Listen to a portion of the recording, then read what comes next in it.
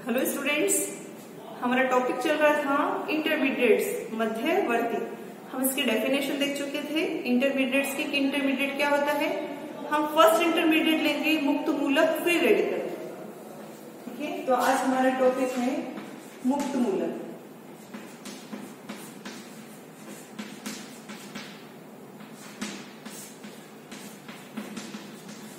Free radical.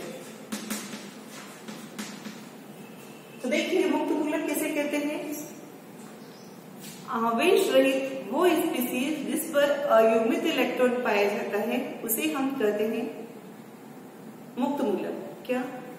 आवेश रहित परमाणु या परमाणुओं का समूह, आवेश रहित परमाणु या परमाणुओं का समूह जिस पर अयुग्मित इलेक्ट्रॉन पाया जाता है, ऐसी स्पीसीज को हम मुक्त मूलक कहते हैं।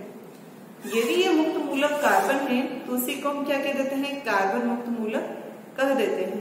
किस? तो आपने देखा ये कैसा होता है, आवेश रहित होता है। ठीक है, मुक्त मूलक आवेश रहित होता है। इसके पास क्या होता है, अयुग्मित इलेक्ट्रॉन होता है। जब अयुग्मित इलेक्ट्रॉन होगा तो ये कैसा होगा, अनुचुंबकीय होगा। ये अनुचुंबकीय होता है। इसका निर्माण समांश बंध विखंडन के द्वारा होता है। समांश बंध विखंडन से ये निर्मित होता है। ठीक है, अयुग्मित इलेक्ट्रॉन रखता है, आवेश रहित होता है, अनुचुंबकीय प्रवृत्ति दर्शाता है, समांश बंध विखंडन के द्वारा इसका निर्माण होता है। ये है मुक्त मूलक के मेन पॉइंट्स। अब देखिए हम पढ़ेंगे कार्बन मुक्त मूलक। क्या पढ़ेंगे हम, कार्बन मुक्त मूलक। जिस तरह से ये क्या है, कार्बन मुक्त मूलक है। यदि कार्बन के पास में अयुग्मित इलेक्ट्रॉन हो तो उसे हम क्या कहेंगे, कार्बन मुक्त मूलक कहते हैं। हम बात करते हैं CCS3 की कार्बन मुक्त मूलक की। अगर आप इसको खोलकर देखेंगे तो आपको ये इस तरह से दिखाई देगा। ठीक है, तो देखो ये कार्बन जो मुक्त मूलक है, इसके जो भाइतम कोशवृत्तिक इलेक्ट्रॉन है 7 इलेक्ट्रॉन है। देखो 2 इस बंध से, 2 इस बंध से, 2 इस बंध से, टोटल कितने हो गए 6 और 1 इलेक्ट्रॉन हो गया 7। हमें पता है कि जो स्थायित्व प्राप्त करने के लिए हर स्पीसीज अपने भाइतम कोश में 8 इलेक्ट्रॉन को ग्रहण करना चाहती है। जिनके पास 8 इलेक्ट्रॉन से कम होते हैं हम उन्हें इलेक्ट्रॉन न्यून कहते हैं। तो जो कार्बन मुक्त मूलक है वो कैसा होता है, इलेक्ट्रॉन न्यून होता है।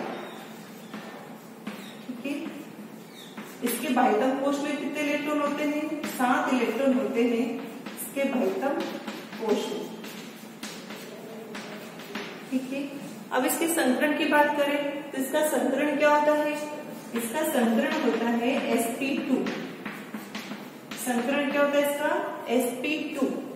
मतलब यहाँ पर आपके पास में 3 sp2 हाइब्रिडाइज ऑर्बिटल होंगे। इन 3 sp2 हाइब्रिडाइज ऑर्बिटल से ये यहाँ पर जब हम CH3 की बात करें, हाइड्रोजन के s ऑर्बिटल से ओवरलैप होकर यहाँ 3 संयोजक बंध का निर्माण कर लेता है। फिर इसकी हम संरचना की बात करें तो इसकी जो ज्यामिति होगी वो क्या होगी, समतल त्रिकोणीय। ठीक है, ज्यामिति क्या होगी इसकी, समतल त्रिकोणीय। ठीक है, यहाँ पर एक अयुग्मित इलेक्ट्रॉन दिखाई दे रहा है, ये पाया जाता है इसके प्योर p कक्षक में। कहाँ पाया जाता है, प्योर p कक्षक में, अनहाइब्रिड ऑर्बिटल में पाया जाता है ये। ठीक है, जबकि हाइब्रिड ऑर्बिटल में कैसे 3 है, जो 3 तीसरे में काम आ जाते हैं, सहसंयोजक बंध के निर्माण में काम आ जाते हैं। तो इस तरह से सामान्य जानकारी हुई कि ये समांश बंध विखंडन के द्वारा बनता है, ये इलेक्ट्रॉन न्यून होता है, या आवेश रहित होता है। इसके भाइतम कोश में 7 इलेक्ट्रॉन प्रेजेंट होते हैं। इसका संकरण sp2 होता है और ज्यामिति समतल त्रिकोणीय होती है। ठीक है, जहां भी मुक्त मूलक का निर्माण होगा, जिस भी रिएक्शन में मध्यवर्ती के रूप में मुक्त मूलक का निर्माण होता है, वो अभिक्रिया हमेशा बहुत अधिक ताप पर संपन्न होती है। क्योंकि हमें क्या चाहिए, समांश बंध विखंडन चाहिए, तो वहां हाई टेम्परेचर की हमें आवश्यकता होती है। जिन अभिक्रियाओं में मुक्त मूलक का निर्माण होता है उन अभिक्रियाओं की क्रियाविधि को मुक्त मूलक क्रियाविधि कहा जाता है। ठीक है, ये तो हुई मुक्त मूलक के विषय में कुछ बातें। अब हम इसकी स्थायित्व के बारे में बात करते हैं। तो हमने देखा कि जो कार्बन मुक्त मूलक है, कार्बन फ्री रेडिकल है, वो कैसा है, इलेक्ट्रॉन न्यून है। अब इलेक्ट्रॉन न्यून है तो उसको स्थायित्व प्राप्त करने के लिए किसकी आवश्यकता है, इलेक्ट्रॉन्स की आवश्यकता है। तो ऐसा इफेक्ट या ऐसा समूह जो इस पर इलेक्ट्रॉन घनत्व को बढ़ा देगा वो इसको स्थायित्व भी प्रदान करेगा। जैसे हम इसको पहले देख चुके हैं, जब हमने इंडक्टिव इफेक्ट देखा था उसके एप्लीकेशंस में हमने कार्बन फ्री रेडिकल की स्टेबिलिटी को भी कंसिडर किया था, लेकिन हम दोबारा देख रहे हैं।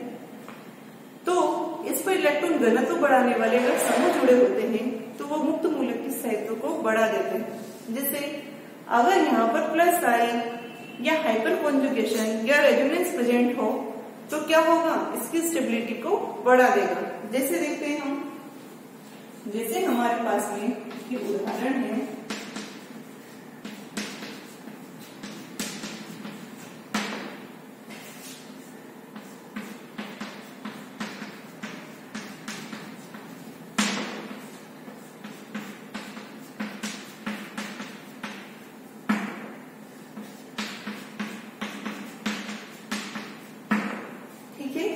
अब हम बात करते हैं एक करके। यहाँ पर आपके पास में 3 CH3 समूह जुड़े हुए हैं कार्बन फ्री रेडिकल पर। जब 3 CH3 समूह जुड़े हुए हैं तो यहाँ पर हमें पता है कि एल्किल ग्रुप का क्या होता है, प्लस आई इफेक्ट होता है। तो यहाँ 3 एल्किल ग्रुप का प्लस आई इफेक्ट है, यहाँ 2 एल्किल का है, यहाँ 1 एल्किल का है, यहाँ आई इफेक्ट ही नहीं है। और जो प्लस आई इफेक्ट है वो क्या करेगा, कार्बन फ्री रेडिकल, कार्बन मुक्त मूलक की स्थायित्व को बढ़ाएगा। तो अगर हम यहाँ से इधर की बात करें, यहाँ से इधर चले तो जो प्लस का इफेक्ट है वो क्या हो रहा है, कम हो रहा है। कम हो रहा है मतलब स्थायित्व भी कम हो रहा है। एक और है, हमने पढ़ा था एक हाइपर कॉन्जुगेशन। हमें पता है कि अल्फा कार्बन से जुड़े हुए जो हाइड्रोजन है वो हाइपर कॉन्जुगेशन शो करते हैं। तो देखिए यहाँ पर 3 अल्फा कार्बन है और टोटल जो अल्फा हाइड्रोजन है वो यहाँ पर कितने हैं, 9 है। अल्फा हाइड्रोजन की संख्या यहाँ पर 9 है, यहाँ अल्फा हाइड्रोजन 6 है, यहाँ अल्फा हाइड्रोजन 3 है, जबकि यहाँ कोई अल्फा हाइड्रोजन प्रेजेंट नहीं है, क्योंकि यहाँ कोई अल्फा कार्बन नहीं है। हमें पता है कि अल्फा कार्बन क्या होता है, जिस फंक्शनल ग्रुप की हम बात कर रहे हैं उससे जुड़ा हुआ, डायरेक्ट जुड़ा हुआ पहला कार्बन ही क्या कहलाता है, अल्फा कार्बन कहलाता है। तो अल्फा हाइड्रोजन की संख्या इधर जाने पर कम हो रही है, मतलब यहाँ से इधर जाएंगे तो हाइपर कॉन्जुगेशन भी क्या होगा, कम होगा। हाइपर कॉन्जुगेशन भी, अति संयुग्मन भी कम हो जाता है। जब अति संयुग्मन भी कम होगा तो स्टेबिलिटी क्या हो जाएगी, कम हो जाएगी। स्टेबिलिटी भी कम हो जाती है। तो स्थायित्व की बात करें तो इस तरह इसका स्थायित्व होगा, अर्थात 3 डिग्री कार्बन फ्री रेडिकल ज्यादा स्टेबल होता है, फिर 2 डिग्री होता है, फिर 1 डिग्री होता है। ठीक है, अब ये 3 डिग्री, 1 डिग्री, 2 डिग्री क्या होते हैं, यदि कोई कार्बन फ्री रेडिकल 3 कार्बन से सीधा जुड़ा हुआ होता है तो उसे क्या कहते हैं हम, 3 डिग्री, 2 से जुड़ा होता है 2 डिग्री, 1 से जुड़ा होता है उसको 1 डिग्री कार्बन कहते हैं। ठीक है, तो इस तरह प्लस आई इफेक्ट और हाइपर कॉन्जुगेशन इसकी स्थायित्व को प्रभावित करता है। नेक्स्ट देखिए,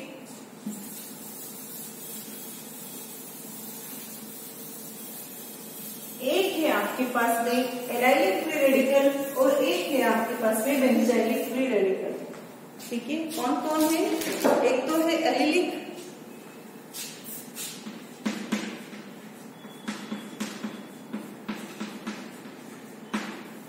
एक तो है एलिलिक और एक है बेंजाइलिक।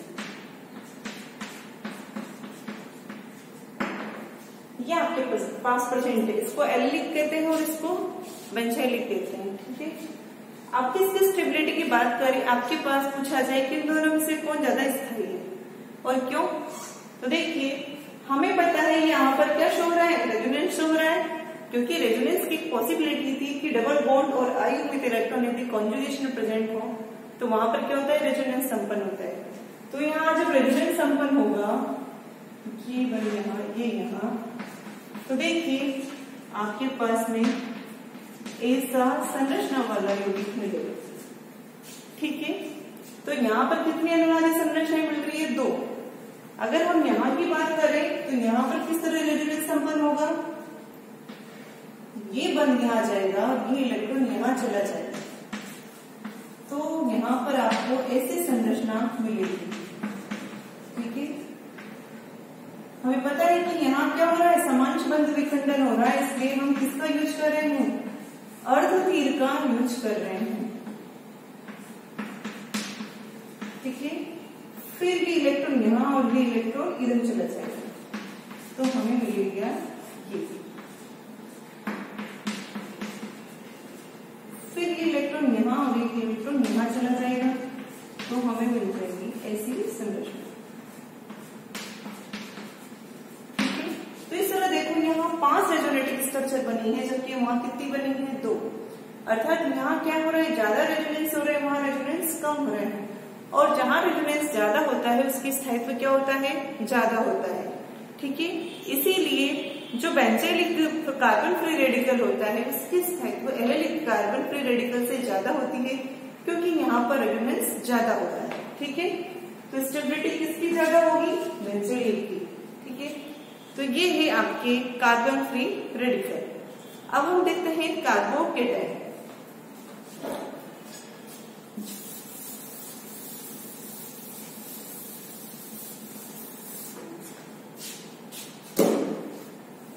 नेक्स्ट इंटरमीडिएट है आपका कार्बोकेटाइन।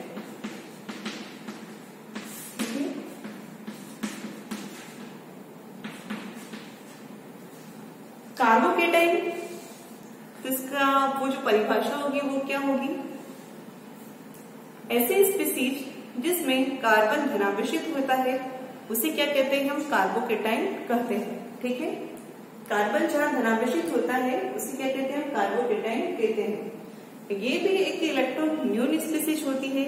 इसका निर्माण विषमांश बंध विखंडन के द्वारा होता है, ये हम देख चुके हैं।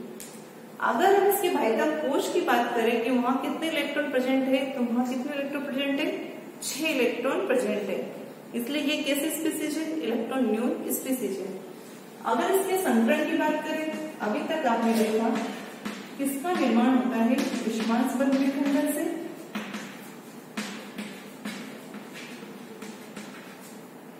सेकेंड, ये कैसे स्पीसीज है? इलेक्ट्रॉन न्यून स्पीसीज है। इसके बाह्यतम कोश में कितने इलेक्ट्रॉन है? 6 इलेक्ट्रॉन है। ठीक है, इसके संकरण की बात करें तो इसका संकरण क्या होता है? sp2। संरचना क्या होती है इसकी? समतल त्रिकोणीय।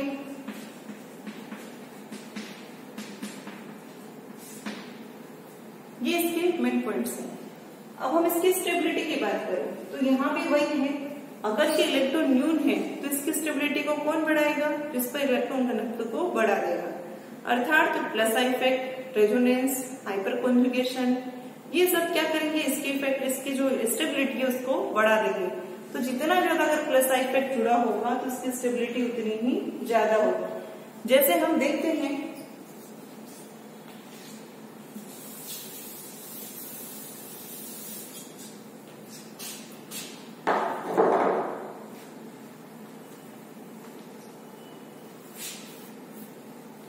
देखो, जैसे हमारे पास दिया हुआ है